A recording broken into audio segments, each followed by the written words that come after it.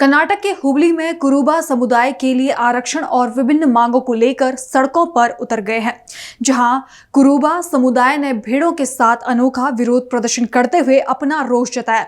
साथ ही तहसीलदार के माध्यम से मुख्यमंत्री सिद्धरामैया को एक ज्ञापन सौंपा। दरअसल राज्य के मुख्यमंत्री सिद्धरामैया ने कुरुबा समुदाय के मुत्तहिद और कार्यकर्ताओं की एक बैठक बुलाई और आरक्षण देने का वादा किया था, लेकिन अभी तक इस वादे को पूरा नहीं किया गया है। ಸರ್ಕಾರ ಮತ್ತು ರಾಜ್ಯ ಸರ್ಕಾರಕ್ಕೆ ತಾವು ಕಳಿಸಬೇಕು ಮತ್ತು ಈ ಮನವಿಯನ್ನು ಸ್ವೀಕಾರ ಮಾಡಿ ತಾವು ಮಾತಾಡಬೇಕಂತ ತಮ್ಮಲ್ಲಿ ಕೇಳ್ಕೊಳ್ತೇನೆ।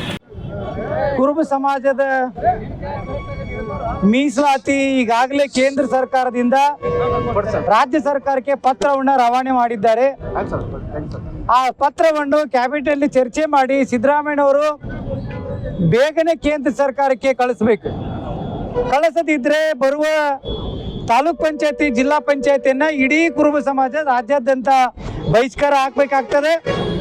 ಕುರುಬ ಸಮಾಜದ ಓಟನ್ನು ಪಡೆದು ಸಿದ್ದರಾಮಯ್ಯವರು ಎರಡನೇ ಬಾರಿ ಮುಖ್ಯಮಂತ್ರಿ ಆದರೆ ಇವತ್ತಲ್ಲಿ ಕುರುಬರ ಸಂಖ್ಯೆ ನೋಡಿದ್ರೆ ಒಬ್ಬೊಬ್ಬ ಕ್ಯಾಬಿನೆಟ್ ಮಂತ್ರಿ ಇಟ್ಕೊಂಡಾರೆ।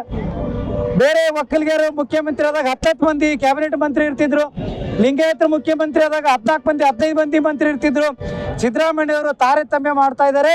ಹಂಗಾಗಿ ಕುರುಬ ಸಮಾಜಕ್ಕೆ ಮೀಸಲಾತಿ ಕೊಡಿಸಲು ಸಿದ್ದರಾಮಯ್ಯವರು ಅತ್ಯಂತ ನಮ್ಮ ಸಮಾಜಕ್ಕೆ ಮೋಸವನ್ನು ಮಾಡ್ತಾ ಇದ್ದಾರೆ। ಮತ್ತೊಂದು ಕುರಿಗಾರರು ಕುರುಬರು ಕುರಿಯನ್ನೇ ಇಟ್ಕೊಂಡು ಇವತ್ತು ಬದುಕ್ತಾ ಬಂದಿದ್ದಾರೆ ಶತಮಾನಗಳಿಂದ। ಇವತ್ತು ಈಶ್ವರ್ ಖಂಡ್ರೆಯವರು ಕುರಿಗಳನ್ನ ಕಾಡಿನಲ್ಲಿ ಹುಲ್ಗಾಲು ಪ್ರದೇಶದಲ್ಲಿ ಮೇಯಿಸಲು ಕೊಡಬಾರ್ದು ಅಂತ ಹೇಳಿ ಇವತ್ತು ಆದೇಶ ಮಾಡ್ತಾರೆ। ಸಿದ್ದರಾಮಯ್ಯರು ಏನು ಮುಖ್ಯಮಂತ್ರಿ ಕಣ್ಣು ಮುಚ್ಕೊಂಡು ಕುಂತಾರೇನು? ಈಗಾಗಲೇ ಟಿಪ್ಪಣಿಯನ್ನು ಏನು ಹೊಡ್ತಾರೆ ಈಶ್ವರ್ ಖಂಡ್ರೆಯವರು, ಈ ಆದೇಶವನ್ನ ಮುಖ್ಯಮಂತ್ರಿಗಳು ಆದೇಶನ ಹಿಂಪಡಿಬೇಕು ಮತ್ತು ದೌರ್ಜನ್ಯ ಕಾಯ್ದೆ ಜಾರಿಗೆ ತರ್ತೀನಿ ಅಂತೇಳಿ 2024ರಲ್ಲಿ ಸಿದ್ದರಾಮಯ್ಯವರು ಏನು ಹೇಳಿದ್ರು ಆ ರೀತಿ ಅವ್ರು ನಡ್ಕೋಬೇಕು ಅಂತೇಳಿ ತಮ್ಮ ಮುಖಾಂತರ ರಾಜ್ಯ ಸರ್ಕಾರಕ್ಕೆ ಎಚ್ಚರಿಕೆಯನ್ನು ಕೊಡ್ತಾ ಇದ್ದೀನಿ।